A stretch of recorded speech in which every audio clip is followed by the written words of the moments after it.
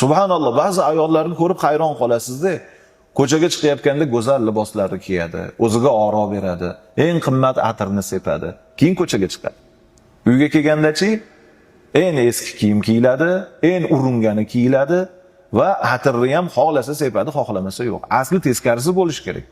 Shunaqa o'ziga oro berib, ziynat berib chiqayotgan ayoldan so'rasangiz, kim uchun qilding bu ziynatingni? Ko'chadagilar uchunmi? Bir yo'lagidan o'tadigan bo'lsang, orqangdan 3-4 ta erkak o'tayotgan bo'lsa, mazza qilib hidab, qalbida turli xil zino, shahvoniy narsalar paydo bo'lishi uchun qildingmi? Aslida ering uchun qilsang-ku shuni. Ering uchun ziynatlansang-ku, ering uchun sepsang-ku shu atirni.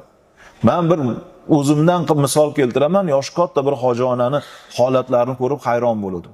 Yangi libos olsalar, yangi kiyim olsalar, yaxshilab kiyinar ekanlarda bir joyga borishdan oldin to'xtab turinglar deb ko'zlari tuzukroq ko'rmaydigan cholini oldiga